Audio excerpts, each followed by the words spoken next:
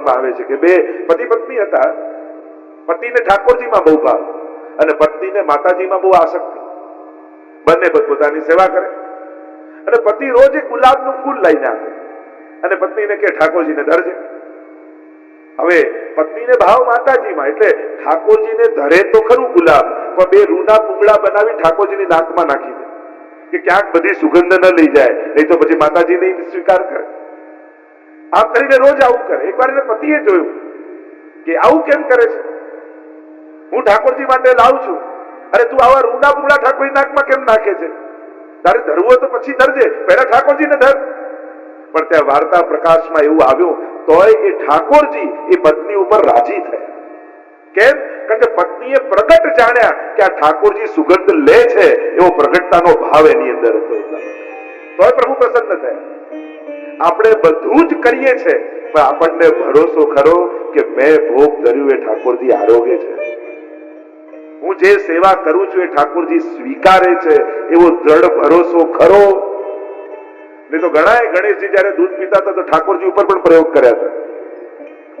મેં એમને એ જ કીધું કે આજ સુધીની તમારી સેવા નકામી ગઈ, કારણ કે દૂધ પીવડાવી તમે ચેક કર્યું કે પીએ છે કે નહીં, એનો અર્થ એ થયો કે આજ સુધી તમે જે દૂધ ધર્યું તમને ભરોસો જ નતો કે ઠાકોરજી આરોગ્ય હતા.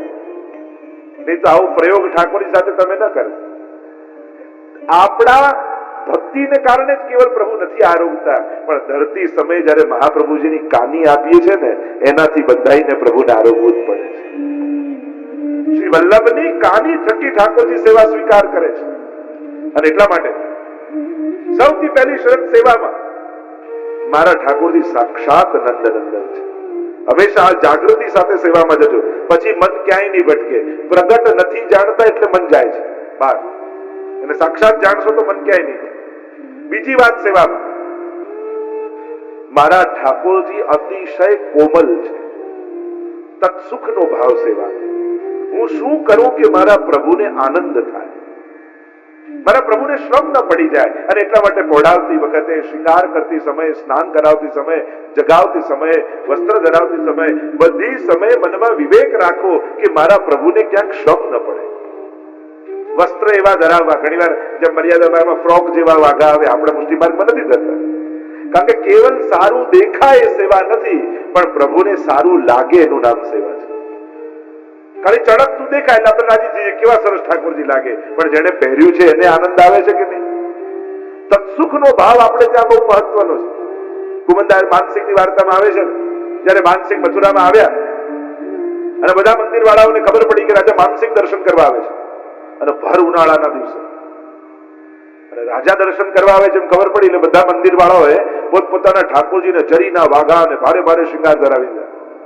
અને માનસિંહ જ્યાં જ્યાં દર્શન કરવા જાય એને બેચેની થાય કે જો મને બતાવવા માટે આવા ભર ઉનાળામાં ઠાકોરજીના આવા જરીના વાઘા ધરાય, ક્યાં એને આનંદ ના, મન કચવાય, પ્રસન્ન ન થાય.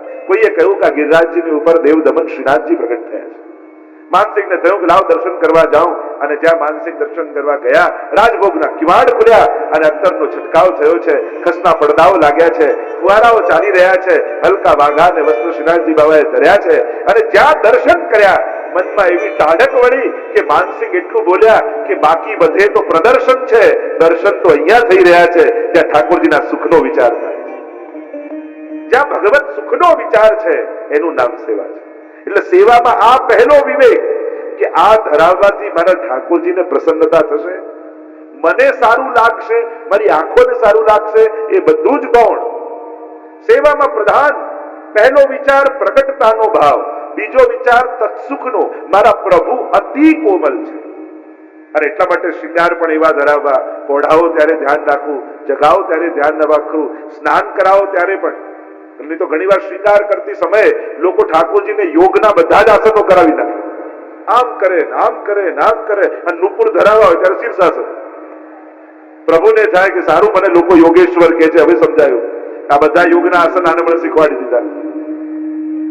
તો શૃંગાર કરતી સમયે ઠાકોરજી સીધા રહેવા જોઈએ, એ આપણને આવડવું જોઈએ વિવેક કે શૃંગાર કઈ રીતે ઠાકોરજીને કરાય. શૃંગાર ચોકીમાં કે ગોદીમાં પધરાવીને શૃંગાર કરતા હોઈએ તો પ્રભુને આડાવડા ન કરાય. શૃંગાર ધરાવવું પણ એક કળા છે. એમને પોઢાવો તો કઈ રીતે પોઢાવો? લાલન હોય તો લડ્ડુ વાળો હાથ ઊંચો રહે, ક્યાં તકિયા રાખવા, કઈ રીતે વેણું રાખવી, કઈ રીતે અંતા સમર્પવું તૈયાજીને, આ બધાનો વિવેક છે. જગાવતી સમયે પણ વિવેક રાખો. ઘણા એવા ઉતાવળમાં ટન ટન ટન કરી ટેરો લઈને પધરાવી દે, ભોગ ધરે, પછી શિકાર ધરે, હાથ કાસા કરે, જારી ભરે, ભોગ ધરે, પાછા શિકાર વળે કે પડે, હા સેવાપતિ તો પતાવવા માટે શરૂ કર્યું. બે કાર્યમાં ઉતાવળ થઈ ગયો, એક પ્રભુને જગાવતી વખતે અને બીજું પહોંચાડતી વખતે. જેમ નાનું બાળક હોય કોઈ, તો આપણે ન જગાડતી વખતે ઉતાવળ કરી, ન સુડાવતી વખતે, બને તો થોડી વાર શાંતિથી એ સમય બેસે અને પ્રભુને ધીમે રહીને જગાડવા. આ વિવેક છે. સુકોમલતાનો ભાવ, તત્સુખનો ભાવ, આ બીજો વિચાર. અને સેવામાં ત્રીજો મહત્વનો વિચાર છે કે ઠાકોરજી જે મારા ઘરે બિરાજે છે એ શ્રી વલ્લભની કૃપાથી મારા ઘરે પધાર્યા છે. શ્રી મહાપ્રભુજીની કૃપા મારા ઉપર થઈ, નહીં તો ઠાકોરજી મને ક્યાં ઓળખે. શ્રી વલ્લભે કૃપા કરી મને પ્રભુ પધરાવી દીધા. અને એટલા માટે સદાય સેવા કરવાની શરૂઆત કરતા પહેલા મહાપ્રભુજીનું સ્મરણ કરો. જય જય શ્રી વલ્લભ પ્રભુ વિઠ્ઠલેશ સાથે નિજ જન પર કરત કૃપા ધરત હાથે. આ બધા વિવેકો છે. આ ત્રણ બાબત સેવામાં ધ્યાન રાખો. હરિરાયજી આજ્ઞા કરે છે, મૂર્તૌ ભગવતો દ્રષ્ટિ ભાવ્યા તત્તસ્ય દર્શન. આ સ્વરૂપ સાક્ષાત પ્રભુ છે એવો ભાવ રાખીને સેવા કરશો ને તો સાક્ષાત ઠાકોરજી તમારી સેવા સ્વીકારશે. પણ મૂર્તિ કે ચિત્ર કેવલ એવો ભાવ રાખશો કે આ કોઈ કેવલ આકાર છે, ભગવાન આ નથી, ભગવાન ક્યાંકથી આવવાના છે, તો તમારી સેવા નિષ્ફળ જશે. અને એટલા માટે પ્રગટતાનો ભાવ રાખીને સેવા કરવી એમ આજ્ઞા કરતા આગળ 9મા અને 10મા શ્લોકમાં શ્રી હરિરાય મહાપ્રભુજી સમજાવે છે કે પ્રભુ સેવા તો સ્વીકાર કરે, પણ સેવા ક્યારે ફલિત થાય? જ્યારે ઠાકોરજી આપણા હૃદયમાં બિરાજે. તો પ્રભુ કયા ભક્તના હૃદયમાં આવીને બિરાજે છે એને સમજાવતા 9મા અને 10મા શ્લોકમાં હરિરાયજી આજ્ઞા કરે, જે હૃદય અશુદ્ધ છે, વિષયોથી બળી રહ્યું છે, જે મહાપ્રભુજી 16 ગ્રંથમાં આજ્ઞા કરી કે વિષયાક્રાંત દેહા નામ નાવેશ સર્વથા હરે, જે બળતા ઘરમાં કોઈ રહી ન શકે, એમ જેનું હૃદય વિષયોથી બળતું હોય એમાં ઠાકોરજી પણ રહી શકતા નથી. અને એટલા માટે અશુદ્ધ હૃદયમાં પ્રભુ બિરાજતા નથી. અને પ્રભુને તમારા હૃદયમાં પધરાવવું છે તો એ સૌથી પહેલા તમારા હૃદયને શુદ્ધ કરે છે. કારણ કે વિશુદ્ધ સામગ્રી ને સાધન જ ઠાકોરજી અંગીકાર કરે છે. અને અશુદ્ધતા શું છે? લૌકિકતા છે, એ જ અશુદ્ધિ છે. અલૌકિક માર્ગમાં જ્યાં લૌકિકતા છે એ અશુદ્ધિ છે. અને એટલા માટે મહાપ્રભુજી સમજાવ્યું, મનુ તે નૈવ લૌકિકમ, અમારા ઠાકોરજી લૌકિક નથી, લૌકિક જાણતા નથી, લૌકિક સમજતા નથી, લૌકિક સાંભળતા નથી, પરમ અલૌકિક છે ઠાકોરજી. અને એટલા માટે ક્યારે પણ ભગવાન માટે કોઈ પણ વસ્તુ, વ્યવહાર કે કોઈ પણ પદાર્થમાં લૌકિક ભાવ ક્યારે નહીં કરે. સીધી સાદી ભાષામાં સમજાવું ને તો મંદિરમાં જે બુહારીથી, જે સાવરણીથી સફાઈ કરતા હો એને પણ પગ નહીં લગાડો. કારણ કે ભગવત સંબંધી કોઈ પણ વસ્તુ લૌકિક નથી. જેનો એકવાર ભગવત સંબંધ થયો એ વસ્તુ પરમ અલૌકિક હોય છે. અને એટલા માટે અશુદ્ધિ શું છે? શું એમાં કચરો જામી ગયો એ અશુદ્ધિ? એને ધોઈને ધરીએ તો ઠાકોરજી અંગીકાર કરી લે? ના. જ્યારે પ્રત્યેક પદાર્થ અને વ્યક્તિ વસ્તુમાં તમારો અલૌકિક ભાવ આવે ત્યારે પ્રભુ એ તમારા દ્વારા અંગીકાર કરે છે. આ પ્રભુનું છે, પ્રભુ માટે પ્રભુએ મને આપ્યું છે. આવો ભાવ જ્યારે વસ્તુ વ્યક્તિમાં આવે ત્યારે તમારા થકી એ વસ્તુ વ્યક્તિનો પ્રભુ સ્વીકાર કરે છે. આપણે બ્રહ્મ સંબંધ લઈએ છીએ અને સર્વનું સમર્પણ કરીએ છીએ. અને સમર્પણ કરી એ વસ્તુનો ભગવત સંબંધ સંપાદિત કરીએ છીએ. અને એકવાર જેનો ભગવત સંબંધ સંપાદિત થઈ જાય પછી એ વસ્તુ લૌકિક રહેતી નથી. તમે જારીથી બજારમાં ખરીદવા જાઓ, સોનીને ત્યાં ઘસીને જુઓ, ઝોંકીને જુઓ, ભાવતાલ કરો, બધુંય કરો, પણ ઘરે લાવો અને નેવરો લપેટીને જારી ભરી ઠાકોરજી આગળ મૂકો, પછી અમનાજીનો ભાવ તમને થઈ જાય, ચલો જારીજી પધરાવો, જારીજી અહીંયા બિરાજમાન કરો, પછી જારીજી કરો તમે. કારણ કે એનો ભગવત સંબંધ થયો પછી એમાં યમુનાજી વિરાજમાન થઈ ગયું. તમે એ જ ફૂલ તોડીને ભાવતાલ કરીને બજારમાંથી લાવ્યા, પણ એકવાર માળા બનાવી ઠાકોરજીને ધરી પછી કો માલાજી પધરાવો, આંખે લગાડો, નાસિકાથી સુગંધ એની લો. માલાજીનો ભાવ આ વ્રજભક્તોનું સ્વરૂપ છે. એટલે કે ભગવત સંબંધી દરેક વસ્તુઓ પરમ અલૌકિક છે, એમાં ક્યારેય પણ લૌકિક ભાવ નહીં રાખવો. ઠાકોરજી સંબંધી જે પણ વસ્તુ હોય, એમના ખીલોના હોય, એમની પીછવાઈ હોય, એમનો કંઠપાટ હોય, એમની જારી બંડા, જે કાંઈ પણ ભગવત સંબંધી વસ્તુ છે, મહાપ્રભુજી અને હરિરાયજી આજ્ઞા કરે છે કે આ બધું પરમ અલૌકિક છે. તો ભગવાન જ્યારે તમારા હૃદયમાં પ્રવેશે છે ત્યારે સૌથી પહેલા તમારા હૃદયમાંથી લૌકિક આવેશ લઈ લે છે. કારણ કે જ્યાં સુધી લૌકિક આવેશ હૃદયમાં છે ત્યાં સુધી ભગવાન પ્રવેશી શકતા નથી. એટલે સૌથી પહેલા હૃદયને શુદ્ધ કરે, અને હૃદયને શુદ્ધ કરવા માટે, અંતઃકરણને પવિત્ર કરવા માટે ભગવાન તમારી લૌકિકતાને હરી લે છે. વસ્તુઓ ત્યાં ને ત્યાં જ રહે, સંસાર ત્યાં ને ત્યાં જ રહે, પણ તમારા વિચારો બદલાવા લાગે. જો પ્રભુએ કૃપા કરીને આ ઘર આપ્યું છે, જો પ્રભુએ કૃપા કરીને આ પરિવાર આપ્યો છે, અને આટલી અનુકૂળતા પ્રભુએ કરી આપી છે, અને હું આ બધું પ્રભુને ન સમર્પું તો પ્રભુનું મેં રાખી લીધું કહેવાય. આ પ્રભુ માટે તો મળ્યું છે. એટલે કે આ બધું મળતું જાય છતાંય ભાવ, કારણ કે સાધારણ વ્યક્તિ અને વૈષ્ણવમાં ફરક એ છે, સાધારણ વ્યક્તિ કોઈ ઉત્તમ વસ્તુ જુએ તો એને ભોગવવાની ઈચ્છા થાય, અને વૈષ્ણવ કોઈ ઉત્તમ વસ્તુ જુએ તો એને ભોગ ધરવાની ઈચ્છા થાય. એને ભોગવવાની ઈચ્છા ન થાય, એને ભોગ ધરવાની ઈચ્છા થાય. અને એટલા માટે જ આપણે જયારે કોઈ પણ ઉત્તમ વસ્તુ જોઈએ છે ત્યારે આપણા વૈષ્ણવી સંસ્કારમાં એમ બોલવામાં આવે, જો આ તો પ્રભુને લાયક છે. આપણે સારી વસ્તુ જોઈને શું બોલીએ? આ તો ઠાકોરજીને લાયક છે. વૈષ્ણવને ભોગવવાની ઈચ્છા નથી, ભોગ ધરવાની ઈચ્છા છે. અને એટલા માટે અમારા હરિરાયજી આજ્ઞા કરે છે કે પ્રભુ જીવના હૃદયમાં પહેલા પ્રવેશે એના પહેલા એના અંતઃકરણને વિશુદ્ધ બનાવે છે. કારણ કે પ્રભુ પરમ અલૌકિક છે, અને અલૌકિક હોવાને કારણે એમને લૌકિકતા સમજમાં આવતી નથી. આપણી લૌકિકતા શું છે? અનેક પ્રકારથી આપણે લૌકિક વ્યવહાર ઠાકોરજી જેવો કરવા જઈએ છીએ. પહેલો કયો રીતે વ્યવહાર? જો લો, પ્રભુ માના આટલા પાઠ કર્યા અને આટલી સેવા કરી તોય ઠાકોરજી મારી સાથે આમ કરે. આ લૌકિકતા છે. પ્રભુ વ્યવહારુ નથી, પ્રભુ કૃપાલુ છે. એને તમે લૌકિક વ્યવહારથી ના જોકો. અને ઘણી વાર એવું થાય, આપણને ન થાય ને તો બીજા આવીને આપણી બુદ્ધિ બગાડી જાય. લો, તમે તો આટલી સેવા કરતા તોય તમારી જોડે આમ થયું, એટલે આપણું મન ચકડોળે ચડવા લાગે. લો, તમારી વાત તો આટલા પાઠ કરતા આટલી સેવા તોય બીમાર પડ્યા. હવે સેવા અને બીમારીને મેળ ક્યાં? શરીર છે, અક્ષરસ્થિતિ શરીર જે નાશવંત છે, જ શરીર છે, એનું કોઈ કનેક્શન. પણ લોકો એને લોજિક એવું જોડી ના, એટલે સેવા કરનારા મનમાં ચકડોળ ચડે. વાત સાચી, પેલા કાંઈ નથી કરતા, એને કઈ નથી થતું, અમારા આટલા કરતા તોય બીમાર પડે. આ રીતે સાર કઢાય. સાર એમ કઢાય, બા આટલા બીમાર પડ્યા તોય ઠાકોરજીનું નામ મુખમાંથી જતું નથી, તો એમની સેવા શ્રદ્ધા ઘટતી નથી. મારે પણ આવી શ્રદ્ધા રાખવી જોઈએ.